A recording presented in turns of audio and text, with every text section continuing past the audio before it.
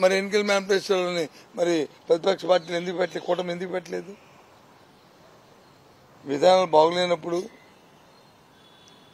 ఈ విధానంలో డొంతనం ఉన్నప్పుడు, ఈ విధానం వల్ల ప్రజలు నష్టపోతున్నప్పుడు దాన్ని మరి ఫ్లాగ్ చేసి చెప్పాలి కదా. మరి ఎందుకు చెప్పలేదు? చెప్పకంటే ఎన్నికలు అయిపోయి 3 రోజుల తర్వాత అయ్యగారు తెలిపిన తర్వాత అరుస్తున్నట్టు ఉంది అంతా చూస్తే. దానితో లెక్కలు ఇచ్చారు. నిన్న మీకు కూడా షేర్ చేస్తాను ఆ లెక్కలన్నీ కూడా. ఏది 2018-19 నుంచి ఎంతమంది స్టూడెంట్స్ ఉన్నారు ప్రభుత్వంలో, ఇప్పుడు ఎంతమంది స్టూడెంట్స్ ఉన్నారు, సుమారు 4 లక్షల మంది తగ్గిపోయారని ఇచ్చారు. అది వాస్తవం కాదు, అది వాస్తవ విరుద్ధం, అబద్దం, అది సత్యదూరం. అది యాక్చువల్గా ఇవాళ కమింగ్ 25 రేపు జూన్లో క్లాసెస్ స్టార్ట్ అవుతాయి కాబట్టి ఫస్ట్ స్టాండర్డ్ అది తీస్తూ ఇప్పుడున్నవారు 1 to 10th 38,61,199 మంది ఉన్నారు. 38,61,199 198. పత్రికలో ఏమని పబ్లిష్ చేశారు? 35,69,506 అని పెట్టారు. 35,69,506 అంటే సుమారు దగ్గర 3 లక్షల మంది పిల్లలు తక్కువ ఉన్నారనేది వాస్తవ విరుద్ధమైన ఇచ్చి ఇదంతా కూడా విద్యా విధానంలో లోపాలను పెట్టారు. విద్యా విధానం ఎంతో దేదీప్యమానంగా ఎక్కడ భారతదేశంలో ఎక్కడ లేనట్టుగా కొత్త విధానంతో గ్లోబల్ సిటిజన్గా, గ్లోబల్ విద్యార్థిగా తయారు చేయాలని, అంతర్జాతీయ స్థాయిలో మనం విద్యార్థి సస్టైన్ అవ్వాలని, దేశంలో ఏ కాంపిటేటివ్ ఎగ్జామ్ జరిగినా మన విద్యార్థి రాబోయే కాలంలో ప్రథమంగా ఉండాలని, ఎక్కువ షేర్ మనం సాధించాలని ఎన్నో మార్పులు తీసుకొచ్చాం. ఇంగ్లీష్ మీడియం కానీ, టోఫెల్ కానీ, లేదు అంటే సిబిఎస్ సిలబస్ కానీ, లేదు వచ్చే సంవత్సరం పెడుతున్న IB and state government collaboration కానీ, లేదు దానికి సంబంధించి పిల్లల తాలూకా ఫుడ్కి సంబంధించిన, ఆరోగ్యం సంబంధించిన బలవద్గన మన జగనన్న ఘోషిస్తున్న గోరుముద్ద కానీ, లేదు పావర్టీతో పేదరికంలో ఉన్న విద్యార్థులకు ఇబ్బంది పడకుండా ఉండడానికి ఇస్తున్న అమ్మఒడి కానీ, లేదు వారికి ఇస్తున్న విద్యా కానుక కానీ, లేదు హైయర్ ఎడ్యుకేషన్ ఇస్తున్న విద్యా దీవెన కానీ, వసతి దీవెన కానీ, లేదు ఆన్లైన్ ఎగ్జామ్లో మరి చదువుతున్న వాళ్ళకి విదేశీ విద్యని ఎడెక్స్ సంస్థ ద్వారా ఇస్తున్న ఇది సంప్రదాయం కానీ, లేదు విదేశీ విద్యలో 100% ఇంతకుముందు అరకొరగా వారికి ఫైనాన్స్ అసిస్టెన్స్ ఇవ్వడం కాకుండా 1,25,00,000 వరకు కూడా ఒక విద్యార్థి మీద మరి ఎఫర్ట్స్ చేయడం కానీ, ఇవ్వడం కానీ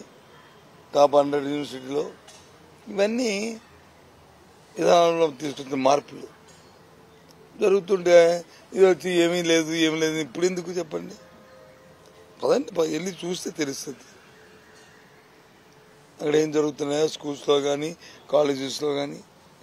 ఇంకా ఇంకా ఇంకా బాగా జరగాలని మా కోరిక, ఇంకా పకడ్బందీగా జరగాలని మా కోరిక. టీచర్స్ వచ్చి ట్రైన్ చేయడం కానీ,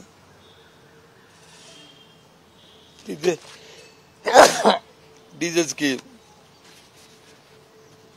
డైజెస్ట్ పెట్టడం కానీ, డిజిటల్ ఎడ్యుకేషన్ సంబంధించి ఇంటరాక్టివ్ ప్లాన్స్ క్లాస్ రూమ్ అన్ని క్లాస్ రూమ్లో పెట్టడం కానీ, 1 to 5th వరకు స్మార్ట్ టీవీస్, 6th నుంచి 12th వరకు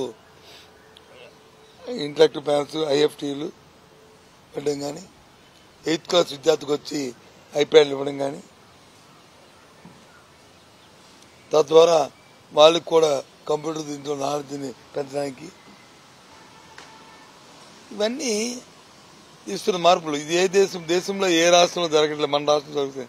అవన్నీ ఉంటే అవన్నీ మర్చిపోయి ఇదిగో ఇంతమంది పిల్లలు తగ్గిపోయారు, ఇలాంటి ఎందుకు చీపు రాసుకోవడం అనేది అది కరెక్ట్ కాదనేది దయచేసి చెప్తున్నాం. ప్రజలకు కూడా తెలుసు.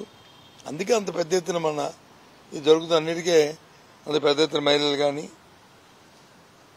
పిల్లలు కానీ పెద్దలు కానీ వచ్చి ఈ ప్రభుత్వాన్ని ఆశీర్వదించారు అని అది ఆశీర్వదించారు.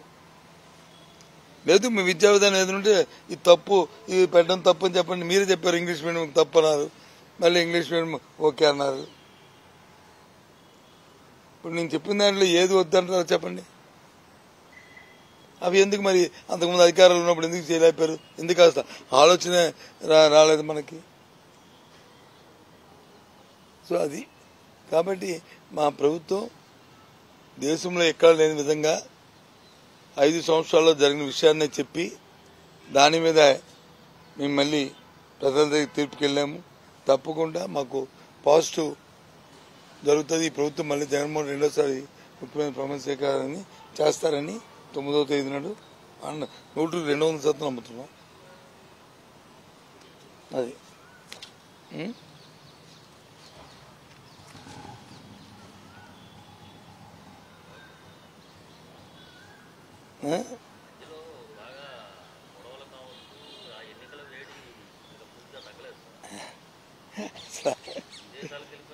అదే ఈ గొడవలకి అసలు ఇంతకుముందు ఆంధ్ర రాష్ట్రం ఏర్పాటైన తర్వాత నేను రాజకీయాల్లోకి వచ్చిన తర్వాత ఎన్నో సందర్భాల్లో ఎన్నికలు చూశాను. ఇది 8వ ఎన్నికల్లో పోలీసులు ఎప్పుడు ఇటువంటి సిచ్యువేషన్ చూడలే. ఎన్నికలు అయిపోయిన తర్వాత 2 రోజులు అదే కింద మీద పడేవారు, ఏదో మాటలు కోట్లు ఏదో మాట్లాడుకునేవారు, లేకపోతే చిన్న ఎక్కడ ఉంటే అయిపోయాయి. ఇప్పుడు కొత్త తమాషా ఉంది. ఇప్పుడు చూస్తే రాష్ట్రంలో ఉన్న ప్రధాన ప్రతిపక్ష నాయకులందరూ ప్రధాన రాజకీయ పార్టీ నాయకులందరూ విదేశ టూర్లో ఉన్నారు మా నాయకుడితో కలిపి. ఆయన కూడా పిల్లలు చూడడానికి ఫ్యామిలీతో ఆయన లండన్ వెళ్ళారు. అక్కడ నుంచి స్విట్జర్లాండ్ వెళ్తారు. ఇది చూసుకుని ఆయన మీద లేనిపోయి పొంగాలుగా రాశారు. ఏదో ఫ్లైట్ వచ్చి కొద్దిగా మా వాతావరణం బాగోలేక ల్యాండ్ అవడం వచ్చేది, ఆమ్స్టర్డామ్కి వెళ్తే అక్కడ ఏదో వెళ్ళిపోయింది, ఏదో అయిపోయింది. ఇక్కడ ఒక అతను వచ్చి ఎయిర్పోర్ట్లో వచ్చి ఓ మెసేజ్ ఇచ్చి ఆయన అల్లి కంటే అడ్డియాలని చెప్పి ఓ మెసేజ్ ఇచ్చాడు. చదువుకున్న సొంట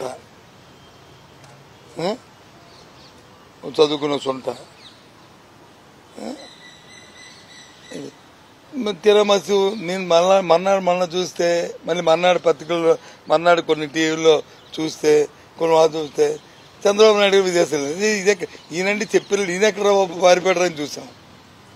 ఈయన చంద్రబాబు నాయుడు చెప్పా చేయకండి అప్పుడు చెప్పా మరి అది వచ్చి కొన్ని పత్రికల్లో రాదు. అదే చెప్తాను ఉండు. అదే ఈయన వచ్చి అక్కడికి రాడరా బాబు అని చూస్తే ఆయన వచ్చి అక్కడికి ఏ దేశం వెళ్ళాలో కూడా తెలియదు.